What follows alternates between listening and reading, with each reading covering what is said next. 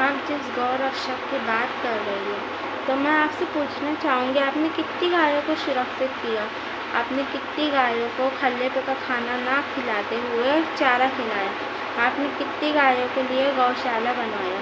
आपने कितनी गायों को वैक्सीन लगाया ताकि वो बीमारी से मर कर कहीं रोड पे ना गिर पड़े, या फिर कहीं बीमारी से लड़ते लड़ते कहीं रोड पे ना मर जाए? कितनी गायों को बचाया आपने? आप यहाँ तो मुँह उठाकर चले आए कि गौ रक्षक बनो, गौ रक्षक बनो। लोगों को कसमें दे रही हो कि वीडियो मत स्किप करना, लेकिन आपने सोचा कि आप क्या कर सकती हो उन गायों के लिए?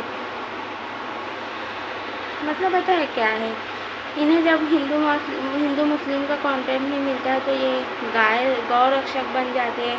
अभी जब इन्हें गौ रक्षक के ऊपर कम व्यूज़ आएंगे, कोई इसका कंटेंट नहीं मिलेगा, तो ये मस्जिद मंदिर की तरफ जाएंगे।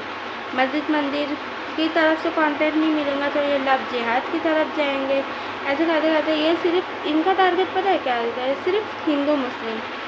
और जो आप गौ रक्षक की बात हम आम जनता से कर रही है ना, वो आप इस गौ रक्षक की बात अपने पापा से कीजिए, अपने पापा से कीजिए, उनकी औलादों से कीजिए, जैसे कि अंधभक्त है, गोदी मीडिया है, उन लोगों से कीजिए कि वो कुछ हल निकाले गौ रक्षक का। क्योंकि जब आपसे नहीं हो पा रहे तो उनसे ही होगा। ब्लॉग बना सकते हैं तो फिर गौशाला तो छोटी सी बात है उन लोगों के लिए, कि करोड़ों के बजट में नहीं, कुछ 12-25 का तो वो लोग गौशाला बनवा ही सकते हैं ना, जिसमें ठूस ठूस के जैसे सरकारी बसों में ठूस ठूस के लोगों को भरा जाता है। अरे बाप रे, ये तो धोती खोल रहा है। सरकारी स्कूलों में ठूस ठूस के बच्चों को भरा जाता है।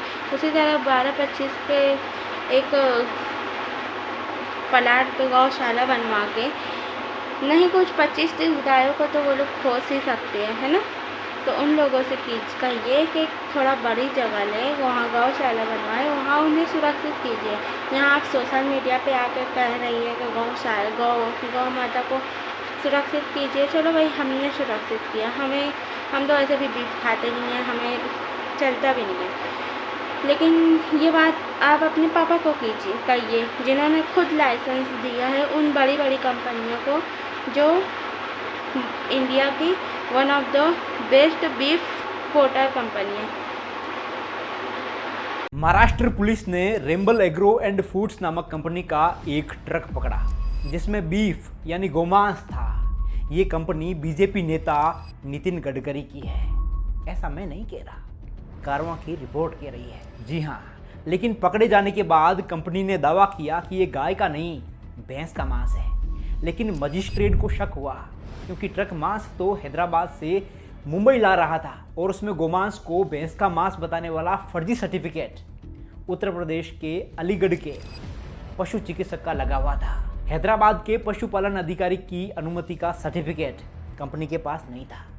न्यायाधीश ने यह पाया कि कंपनी कोई ऐसा प्रमाण पत्र नहीं दे सकी जो ये साबित कर सके कि मांस गाय का नहीं, भैंस का है। कारवां ने अपनी जांच में पाया कि मांस का व्यापार करने वाली रेम्बल, जो अब विनाड फूड है, इसका सियान एग्रो एंड इंफ्रास्ट्रक्चर के साथ में गहरा संबंध है और सियान एग्रो गडकरी की कंपनी है। रिपोर्ट के अनुसार सियान एग्रो के प्रबंध निदेशक नितिन गडकरी के बेटे निखिल गडकरी है।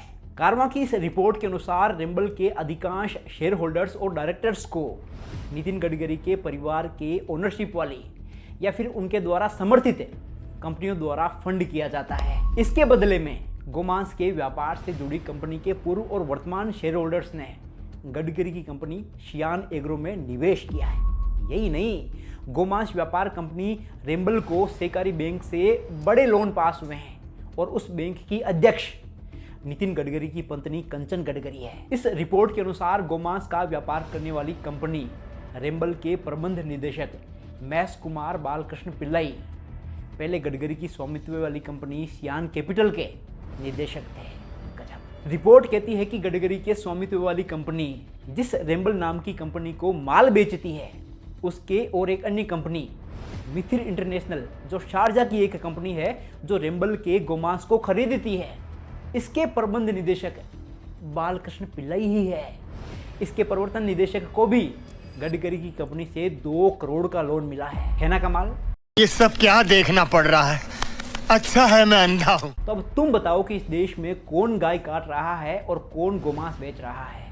अगर समझ गए तो शेयर करके ये वीडियो उन गो हत्यारों तक जरूर पहुंचा देना। सॉरी सो कॉल्ड गांव रक्षक। उन्हें जाके कहिए कि ये गौशाला बनवाए, गौ माता को सुरक्षित रखे, क्योंकि हम लोगों के कहने से कुछ नहीं होगा। हम लोग तो उन्हें खल्ले पे खाते भी रहेंगे तो हम भगा देंगे कि नहीं, उनके लिए ये उनकी जान के लिए ख़राब है, लेकिन चाचा के लिए ये कुछ नहीं है। वो उठाएंगे सड़क पे से, कंपनियों को बेचेंगे, कंपनियां उन्हें काटेंगी, काट के बीफ बनाएंगी और उन्हें ट्रांसफ़र करेंगी। जहाँ के झंडे पकड़ के आप लोग चलते हो ना, वहाँ यही सब खाया जाता है ज़्यादातर। और अपने पापा को कहिए तो गौशाला बनवाए। वैसे हमें भी ख़राब लगता है कि कोई किसी की माता मतलब रोड पे चल रही है, खल्ले पे चल रही है, सड़क पे बैठी हुई है, हमें भी बुरा लगता है कि बेज़ुबान माता है। अब क्या ही कहा जा सकता है। तो आपने स्टैंड लिया है जब, तो पूरी तरह स्टैंड लीजिए। सबसे पहले फरियाद कीजिए अपने पापा से, जो नहीं सॉरी मामा से, जो फिर जाएंगे अपने शौहर के पास, उनसे पूछे, उनसे बात करेंगे और फिर यहाँ इंडिया में गौशाला बनवाएंगे। जिस तरह से उन्हें तेल लेने के लिए किसी और की इजाज़त लेनी पड़ रही है, तो शायद गौशाला बनवाने के लिए भी किसी और की इजाज़त लेनी पड़े। उनसे बात कीजिए आप। और वो अलग बात है कि इन लोगों को जब कंटेंट नहीं मिलता है तो ये हिंदू मुस्लिम कहते हैं। हिंदू मुस्लिम का काम नहीं चलता है। जब देख लेते हैं कि यहाँ है अभी भी थोड़े बहुत लोग जिनमें भाईचारा है, तो ये लोग जाते हैं मस्जिद मंदिर पे।